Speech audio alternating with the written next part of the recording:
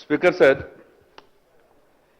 మున్సిపాలిటీలలో గ్రామ పంచాయతీలని కలుపుతున్నప్పుడు ఆయా గ్రామ పంచాయతీ ప్రజలకు ఏమనిపిస్తుందంటే, చాలా గ్రామ పంచాయతీ ఉన్న స్థితి కన్నా మున్సిపాలిటీలో కలిసిన తర్వాత మెరుగైనటువంటి సౌకర్యాలన్నీ కూడా వస్తాయని ప్రజలు సహజంగా భావిస్తారు.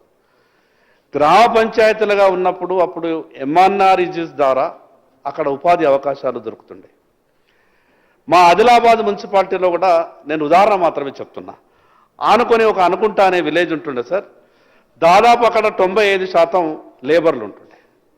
వాళ్ళకి తెలియదు మున్సిపాలిటీలో కలుపుతున్నాం మీ ఊరినంటే సంతోషపడి మీకు రోడ్లు వస్తాయి, నాలీలు వస్తాయి, మున్సిపాలిటీ చూస్తారు కదా, అందమైనటువంటి బీటీ రోడ్లు ఉంటాయంటే సరే అంతా మంచి జరుగుతాయి కదా, మాకేం అభ్యంతరం లేదనే విధంగా అక్కడ గ్రామ పంచాయతీ తీర్మానం చేశారు.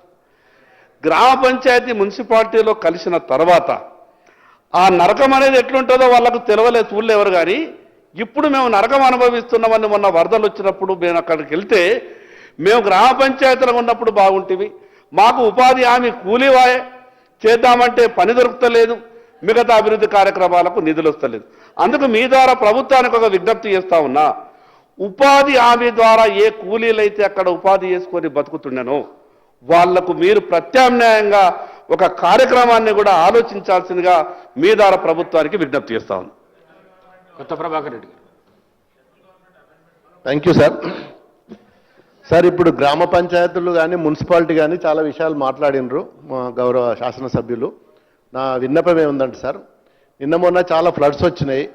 గ్రామ పంచాయతీలల్లో చాలా రోడ్లు డ్యామేజ్ అయినాయి, మున్సిపాలిటీలో కూడా డ్యామేజ్ అయినాయి. పంచాయతీరాజ్ సంబంధించింది రోడ్లు కూడా కనెక్టివిటీ మొత్తం కట్ అయిపోయినాయి సార్. ఇప్పుడు మేము కలెక్టర్లకు వాళ్ళకు విన్నవించుకుంటే మా దగ్గర ఫండ్స్ లేవని చెప్పి మరి చెప్పడం జరుగుతున్నది. మరి టెంపరీగా మరి నిన్న మొన్న డ్యామేజ్ అయినాయి, మరి ఏ ఫండ్స్లోకి వెళ్ళి పెడతారు, ఎట్లా పెడతారు అనేది మరి ప్రశ్నార్థకంగా ఉన్నది. దయచేసి చాలా గ్రామాలలో డ్యామేజ్ అయినాయి సార్. మున్సిపాలిటీతో పాటు గ్రామ పంచాయతీల రోడ్లు, మళ్ళీ అదేవిధంగా పంచాయతీ రోడ్లు, R&B రోడ్లు పూర్తిగా మరి మా దగ్గర 4-5 మండలాల డ్యామేజ్ అయినాయి సార్. టెంపరీగా వాటిని కల్వర్ట్లు కానీ వీటిని మరి ఎలక్ట్రికల్ పోల్స్ కూడా డ్యామేజ్ అయినాయి సార్. వీటిని ఏ విధంగా చేస్తారనేది మరి మాకు అర్థం కావట్లేదు. ఎక్కడ పోయినా కానీ ప్రతి గ్రామంలో ఇదే సమస్య ఉన్నది.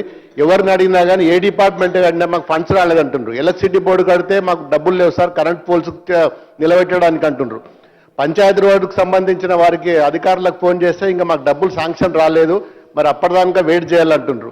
మరి రోడ్లు అయితే మొత్తం కొన్ని గ్రామాలకు కనెక్టివిటీ బంద్ అయిపోయి చాలా ఇబ్బందుల పాలవుతున్నారు సార్. అట్లీస్ట్ టెంపరీ, పర్మనెంట్ కాకుండా కానీ టెంపరీ మీరు శాంక్షన్ ఇచ్చే వరకన్నా మరి కొన్ని అధికారులకు చెప్పి మరి మినిమం అమౌంట్ అన్నా కొన్ని మట్టితోటన్నా కానీ పూడ్చడానికి కొన్ని శాంక్షన్ ఇవ్వాల్సిందిగా మీ ద్వారా మరి కన్సర్న్ మంత్రులకు నేను విన్నవించుకుంటున్నాను సార్. Thank you.